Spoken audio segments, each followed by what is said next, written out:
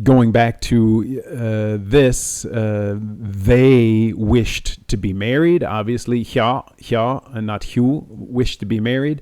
But if you look at the Sandbach translation here, they had fallen in love with each other, so they used the they form here for Hja, and she wished to be married. And so it's the same thing, it's the same mistake in the primal history section where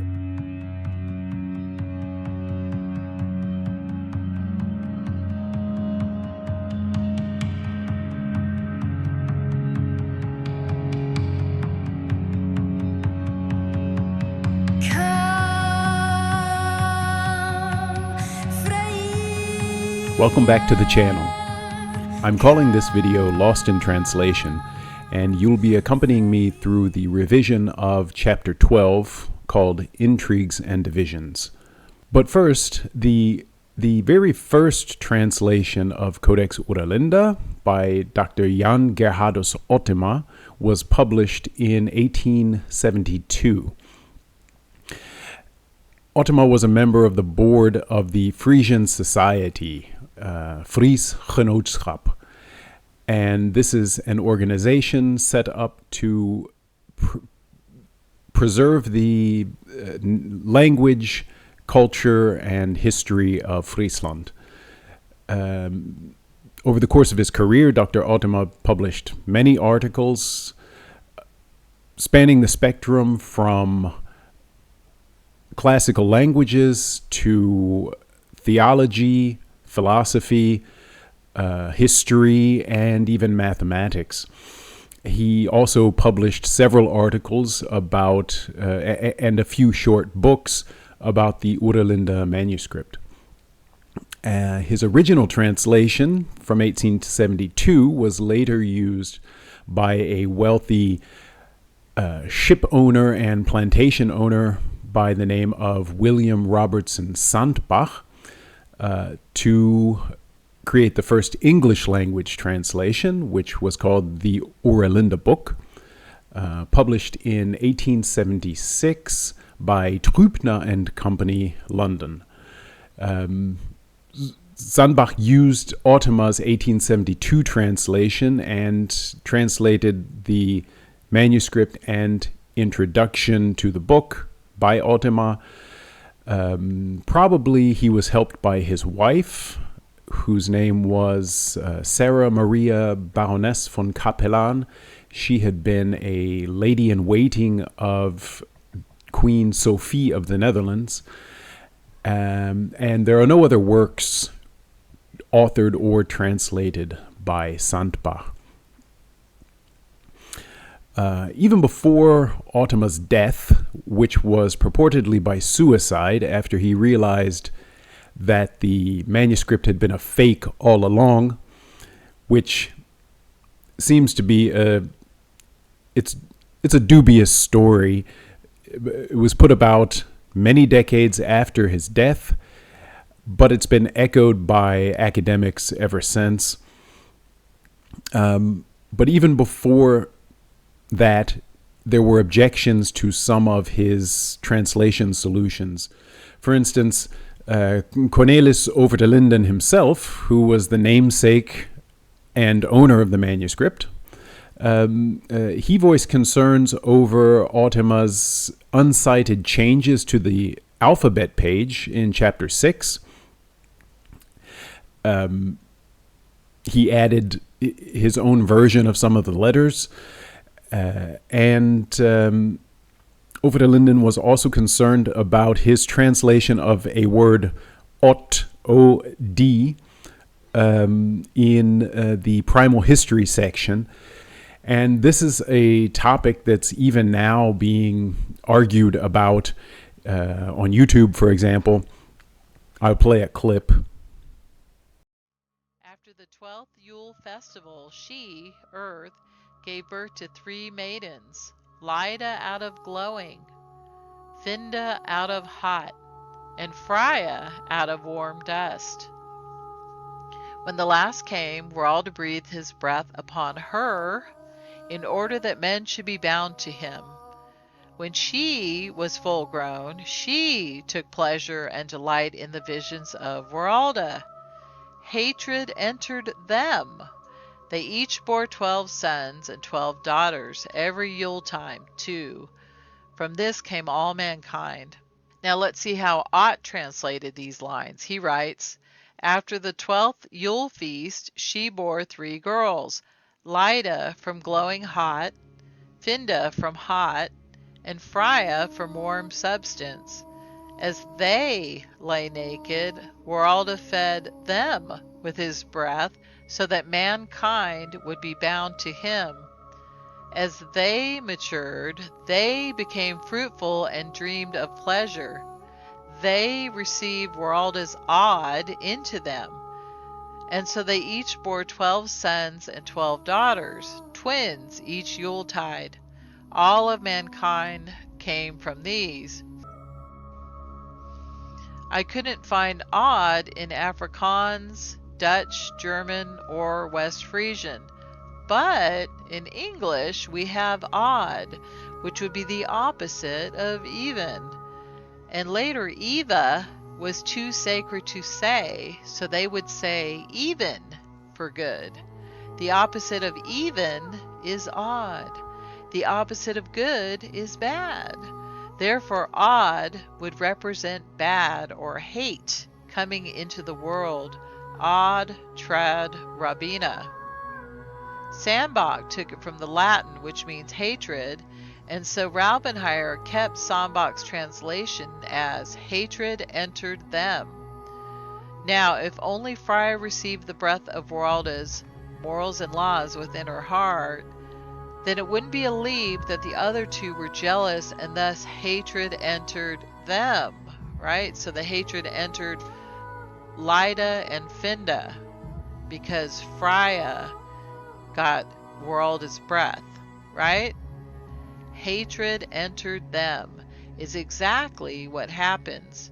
And it makes sense that this is a part of the earliest history, because they are teaching their Fryan brethren that it is in Lida's and Finda's nature to hate Fryans. It's in their nature to hate Fryans. So this is a warning to Fryans, a very important warning. If you go with Ott's interpretation, he has Weralda put the breath in all races equally and doesn't differentiate them, meaning he puts a universalist spin on the earliest history. Also, if we just look at the grammar, we see that Hja, HJA, is she. That is singular. So it couldn't be talking about all 3 getting Weralda's breath. The first, the second, and then the last. It is the last that gets his special breath. She took pleasure in his delight, not they took pleasure. So once again, he is still talking about Freya, the last. So in 2021, Jan Ott, who is not related to Jan Ottema, published a new English translation of the manuscript, which was entitled Codex Oera Linda. This is the 4th English translation since Sandbach, but it's only it's the first probably since Ottema to be translated from the original source text. There is an unpublished 1983 translation by someone called Frank H. Pierce, but this translation reproduces several of the errors that Ottema and Sandbach had in their translation, and so probably wasn't translated from the original source. There is also a very interesting web-only translation into English and Norse, which can be found using the Wayback Machine. The website doesn't exist directly anymore. The English here is often stilted and hard to understand if you don't understand the original Freyas or the Norse, But it's very interesting the way it puts all three languages, makes it easy to compare all three languages. So I'll put a link to both of these translations, the one by Pierce and the website with the Norse translation, in the notes below. There's also an English version available in the self-published work by Alvin J. Raubenheimer. It's called The Chronicles from Pre-Celtic Europe, but this is not actually a translation, but it's a slightly edited version of Sandbach's translation. And so I can't really count it as a translation in its own right. Currently, I am performing the final revisions of the Jan Ott translation. These can be found at wiki.oeralinda.org. That's OERALINDA, wiki.oeralinda.org. My work began in late 2021 when I revised the section 4F, that's the section about Minerva in Greece, and that was added to the second version of the Ott translation. Later, I did a full revision of the English, which came out as the deluxe edition, and in 2022, as I became more familiar with the text, we realized that a full review of the translation based on the source, the Freya source, would add some nuance that was missing in the older translation, and we ended up correcting several mistranslations, and that came out as the translation-only Yule edition PDF in late 2022. So right now we're in final revisions as our understanding of the Freya's language continues to grow and deepen. The revision process has taken on a completely new, more refined character. And with the help of the wiki, every step is recorded and can be tracked in real time and followed by anyone with an internet connection. So check out the wiki. You'll see the latest developments. You can see where we change things from the older versions. And but to give you an idea of why and how this process happens, I'm going to walk you through just some changes to Chapter 12, Intrigues and Divisions. I pre-recorded it, so I will kind of narrate what I was thinking as I recorded it. I'll point out some points of language, some typical usages, things that are unique to the Freya's language, sets it apart both from Frisian and obviously it's a language in its own right, but Frisian and Freya's are also two different languages, hopefully it'll be fun to go through and maybe learn a little bit about the source of Codex Oera Linda. Let's go. So here we are starting at the start page, the main page of the Oera Linda wiki, wiki.oeralinda.org. And I can scroll down. Here I can find a translation in English, Dutch, or German. Whoops, clicked on that on accident. But here is, for example, the beginning of a brand new German translation. We'll go to the English. You can also learn something about the authors here of the older translations. That's William Sandbach. Here's about Jan Ott himself. We have information about Jan Ottema as well. And Overwijn was another translator. into Dutch, his translation was biased by his political beliefs more than the others. But here is the index for the English translations, and we'll go to chapter 12, which I want to walk through with you today. Here you see first the Jan Ott translation, dated 2023. It's ongoing and being edited live and can be followed and tracked as you can with any wiki. You can find out where the changes happened. There's some footnotes. And down here you'll find the Sandbach version of the same section with his notes. And at the bottom of the page, you can move on to the next section or move back to the other section. So here there's a bit of a navigation ability, and you can move back to the main English translation page here.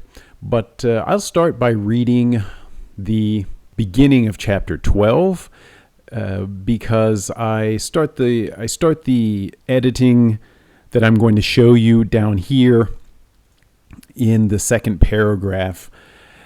The first part, I didn't find anything that really needed attention. So this was written by the son of Adela, who we know from the beginning of the book. His name was Adelbrost, and we call the section Intrigues and Division. My name is Adelbrost, son of Apol and Adela. My folk elected me reeve over the Linda regions. Therefore, I will add to this book in accordance with the advice of my mother.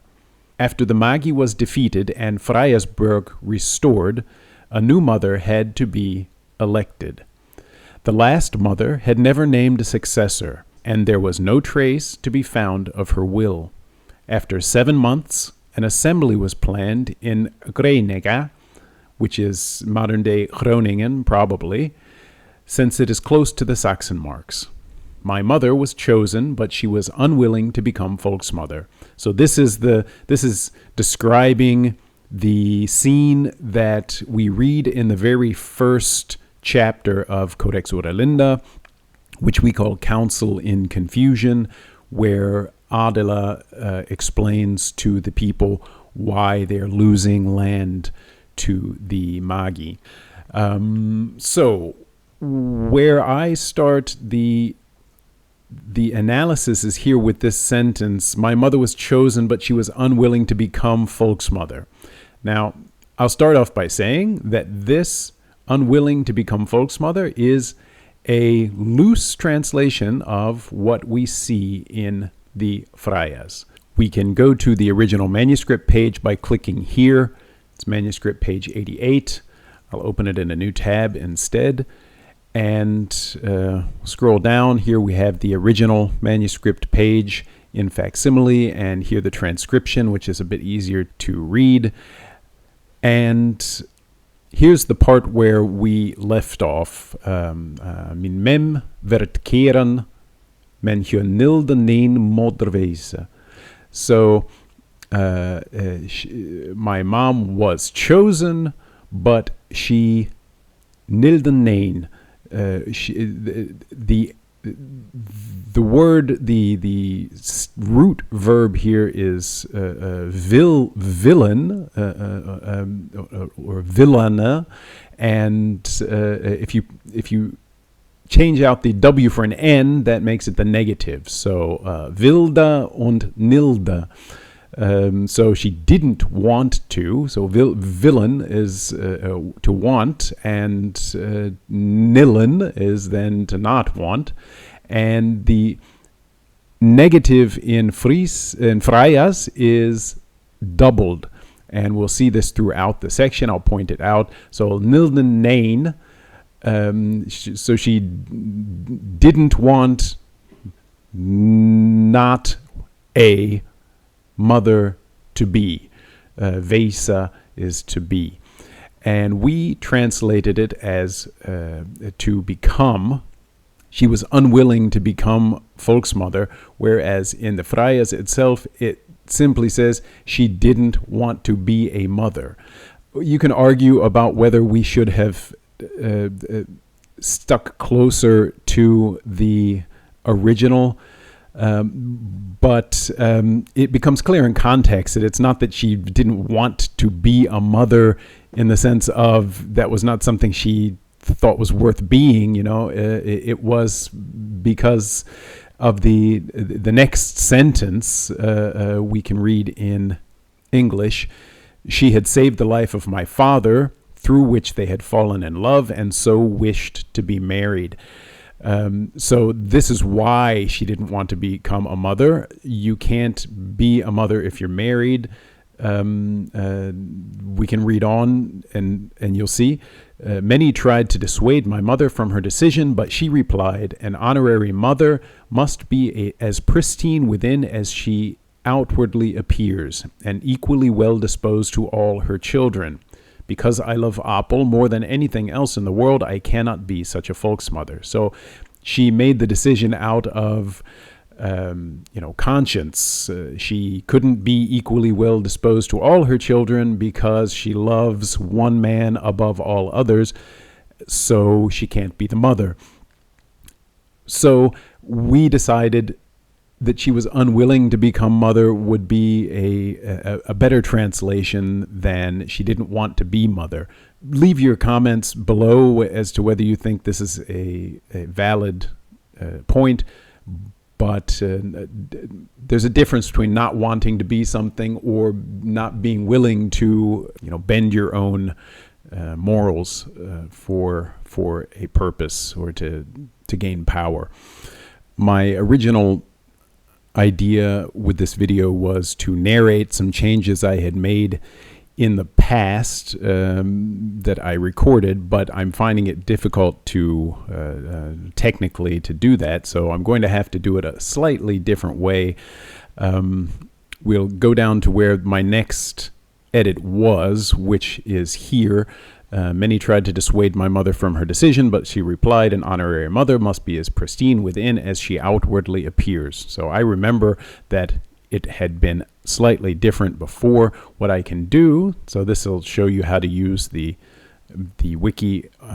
Anyway, I can go back and review the history, and this is an edit that I made a few days ago, and I'll go to the older revision, and here I switched the words appears outwardly to outwardly appears. There's a couple reasons for this. I think it reads easier in English. As she appears outwardly would also be readable, of course, but I can go back here and see where ach als rein innerlijke moed weesne als je boete blikt. So the outwardly is in front of the appear here in Freya's. So I adjusted it to reflect the syntax here better. Any other points here I wanted to make? Here we have the verb vildan again. We talked about how nildan and vildan. Here we see an example of the two versions. We have the verb to be and the verb to become here, for example, Veisa and Vrta. That's the sentence where they wished to be married. And so this would be the actual verb for to become, which we used the word become here, even though it says to be. That would be the difference in the Freyas, Veisa as opposed to Vrta. Here's an interesting difference that I noticed when I looked at the Sandbach translation a little bit later. If you remember from the video clip at the beginning, where there was this argument by the person in the video about they and she. So here we have hue, that's min mem vert keren, men hue nilden een motorwees. Yeah, we talked about this sentence. Hue is the singular of she, and hja is the plural. And so you'll notice here it says she had saved his life, and this is to save, and dertrush, that's therefore or through this. Heden hja ekorum lefkreien. So hja, they, each other, fell in love. And so obviously they, right? She can't fall in love with each other. It's they fell in love with each other. She would be here, hju, hja. And then it goes on to say, en nu wilden hja ook godat vrta. Godat is to be married, or godat vrta, to become married.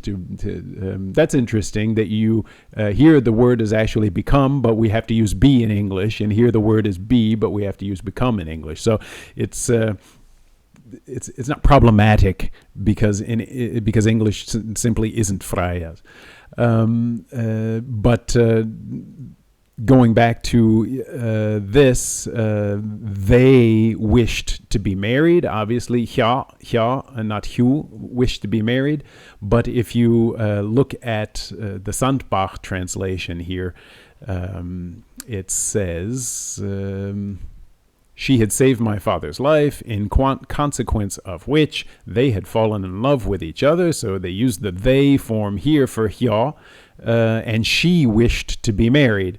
And so it's the same thing, it's the same mistake in the primal history section, where hja is translated as she, where it should be translated as they, because it never ever happens that hja means she in the singular. Throughout the entire text, it's always hju. So that puts paid to the argument raised by the YouTube creator in the clip above. Here's the next bit as we scroll down. Talked about what happened with the election of the mother. They eventually were unable to elect a mother, as is described in the very first chapter of Codex Oera Linda. And then it goes on to talk about Liutgert.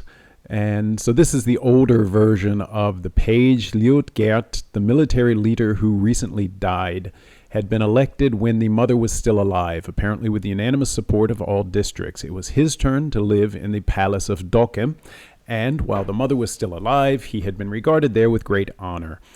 So I made several changes to this section. Unfortunately, it doesn't mark the changes, but so the first one was the word military leader, if I remember correctly. The word in Freias is caning. And so this was an inconsistency in our translation. The caning is the king, right? Is the military leader, so the commander-in-chief of the military. But we've been translating this as king, and we've been translating the word hertoga as military leader. So what I did was to change it then to king, of course. And the next part was this one here, that wäre Zintoren op in het grote hof te Dokhem te hemen. So it really is cognate to it was his turn here, that wäre Zintoren. But what it's saying is that he was king, which means he had a term of 3 years as king, right? So here we have king. Instead of military leader, he was elected when the mother was still alive, and that means within 3 years of his election, he was dead. And here he had the privilege to reside at the Grand Palace of Dokhem, instead of it was his turn,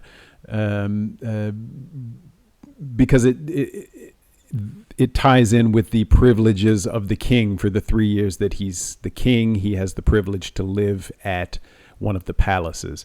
and it was his turn. Sounds like he would have had the turn either way. And in the Freias that wäre sein Turn, it seems to be cognate with it was his turn, but all this means is that he had the privilege because he was the king, and that's the way we translated it. As I always say, and the whole point of this project and the reason that there's a wiki is the English translation, the Dutch translation, the Norse translation, doesn't matter. None of these translations are definitive or the authoritative, right? We're making the best translation we can into English. Readability, of course, is a consideration as well as accuracy, but the authoritative text is always this one, the Freias text, which is why both in the books and here on the website, you'll be able to always go back and see what it says in the original, right? We're here to help you understand what you're reading. And for those of you who are not interested in learning Freias, of course, or really putting any study into this, and you just want to know kind of what the book says, right? Then our translation is very, very good. But you're going to run into, this is the sentence, you're going to run into sentences where we didn't stick word for word because some of the translations, like the one by Frank Pierce that I mentioned before, or the English-Norse translation, which they try to stick very, very close to the source. Of course, their source is not the original text, but the translations of the text by Ottoma. But the English becomes almost unreadable. Certainly, it's not enjoyable to read, and in some places, you just don't understand what it says at all. In our case, you're going to be able to understand, and you're going to absolutely get the proper gist. But a word like this might be changed, or a word like Vesa and Vrda might be switched because that's the way you say it in English. Again, down in the comments, leave me a comment, argue, tell me why I'm wrong if you think I am.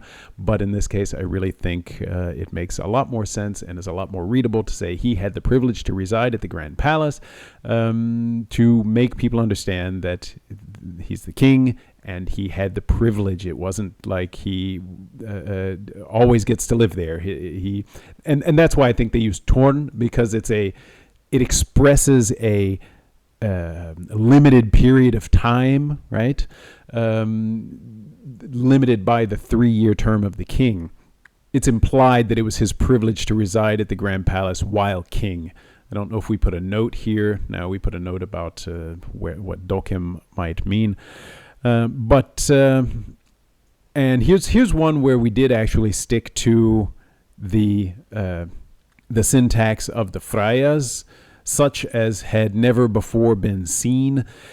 In the Freias, asmen tevoren no nedesien. Here we have again the double negation. And what it says is, while he had the privilege to reside at this palace, it was always full of these messengers and horsemen. And what they're saying is more than had ever been seen, right? More horsemen and messengers than anyone could remember.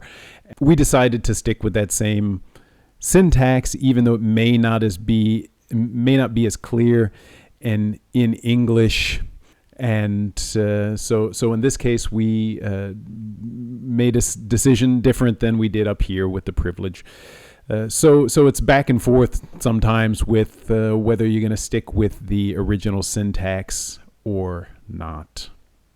Here again, but ever since the mother's death, he had been shunned, as all feared he would bypass the law to make himself master and rule us like slaves, or rule like the slave kings. Shunning is something that we know from the Amish. It's a tradition where someone is isolated, right? So you don't speak to them, you don't allow them in your home, That's shunning. And the original Freias in this case says, "Vere eensame verlate." He was lonely and left out. Or einsam can also be isolated. So he was isolated and left out. For me, that can be summed up in the English word to be shunned, right? He wasn't lonely. He hadn't become lonely because the mother had died. He had become lonely and left out because the people were worried that he was going to make himself their master, right? Their king forever, and rule over them like the slave kings. And so it's always a process of attrition, because you can't concentrate on every aspect of a sentence in one revision, but we're revising this translation, because that's part of how you deal with such a complex text. It's there's so many layers to it.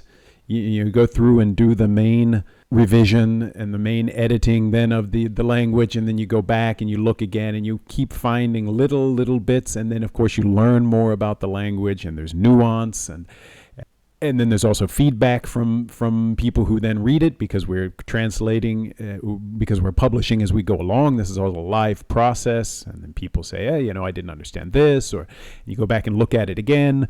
Jan Ott and I often will discuss at length, research, and argue sometimes about changes. And so it's you really have to go back through again and again and again and check these things out. So this was to give you a bit of an insight into the process. I'm not going to keep going through pointing out every little change. This is roughly where I'm at with the latest revision. I'm calling it the final revision, because at some point we're going to print the book, and you just can't keep going and going and going. But it will be an ongoing discussion with all of you, and feel free to have a look at the wiki. You can join the forum at forum.oralinda.org. And the email address to the foundation is also available on the foundation website. We accept input through emails as well. So have a look, get involved, and let me know what you think in the comments.